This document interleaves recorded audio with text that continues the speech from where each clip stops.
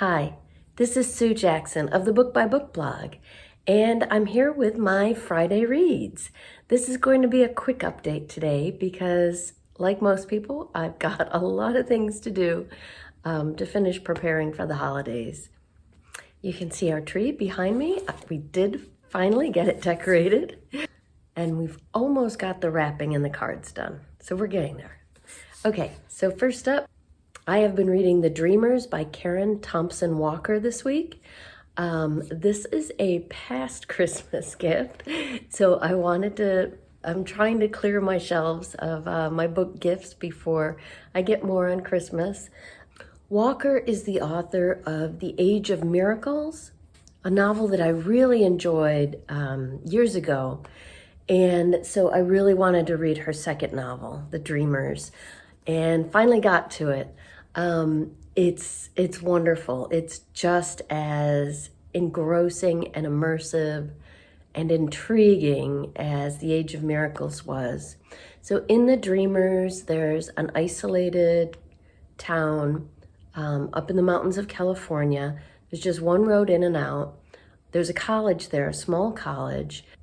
And one day, a freshman girl in the dorms falls asleep and they can't wake her up. So they call an ambulance. Well, this turns out to be the beginning of an epidemic of some sort.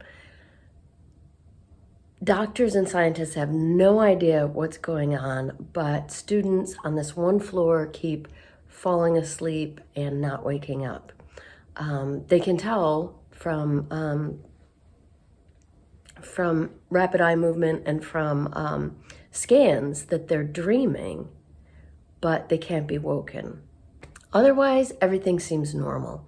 So this book continues as one by one, students and then other people in the town start to succumb to this dreaming sickness, this sleeping sickness. And so it's an interesting novel because it's not from the perspective of just a single character.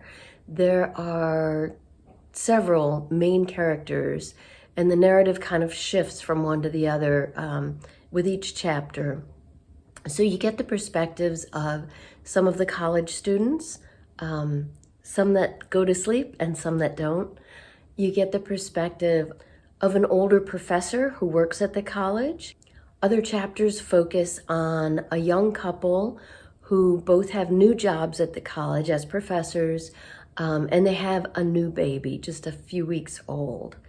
And so the novel moves between these different people, their different reactions, what's happening. Oh, there's also two little girls that live in the town with their father, and their father's kind of a paranoid, preparation kind of person. So they've got a basement stocked for emergencies. One of the little girls has been expecting some kind of emergency for years just because this is the way her dad thinks. So there's that family as well. So you see what's going on with each different character. So just like in The Age of Miracles, Walker is looking at kind of a I almost said sci-fi, but of course, this was written before 2020. So it's interesting from that perspective. We know that epidemics are not science fiction, but this particular one, of course, is this sleeping sickness where people dream. I'm very curious as to where it's all going. I'm about 3/4 of the way through, so probably finish it this weekend, and really enjoying The Dreamers by Karen Thompson Walker. On audio, I'm listening to another novel, Hidden Pictures by Jason Rikulik. I really enjoyed Jason's first novel, The Impossible Fortress. He was a Booktopia author several years ago, actually quite a few years ago. I think it was 2017. And loved The Impossible Fortress. My husband enjoyed it as well. So I've been looking forward to this one. Hidden Pictures is quite different from that. It's It's kind of a supernatural thriller kind of novel.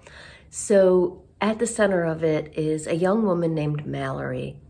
Mallory has just gotten out of rehab, 18 months in rehab for an addiction to prescription drugs. She's only, I think, about 20, but she's had a rough time. She grew up in South Philly. She's been doing really well since rehab, and they find her a job as a nanny for a pretty well-to-do family across the river in New Jersey. So at first, this seems like the ideal situation for Mallory. She's really committed to staying sober. This is a job with a lot of stability, and it seems just perfect for her. They've got a guest cottage, so she's got her own space. The 5-year-old boy she's caring for that summer is named Teddy, and she bonds with him right away. He's a really sweet little kid. And then some strange things start happening. She's hearing some noises in her cottage at night. Teddy, this little boy who loves to draw, all of a sudden his drawings turn from typical little kid things like flowers and bunnies and stick figures to some pretty disturbing images. And little by little, Mallory is starting to feel like something's not right. And I don't want to ruin it, no spoilers, but things keep happening. And what's going on here, or what seems to be going on here, is pretty intriguing. It's an engrossing novel. I'm really enjoying it. That's Hidden Pictures by Jason Rikulik. And that's it for me this week. Gonna get back out, and I've got a few more errands to run, a few more gifts to wrap, a few more cards to write, and then I'm almost done.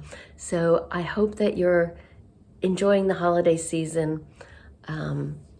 I would love to know, if you've got a few minutes, I would love to know what you're reading. Let me know in the comments down below. And I hope you enjoy the holidays.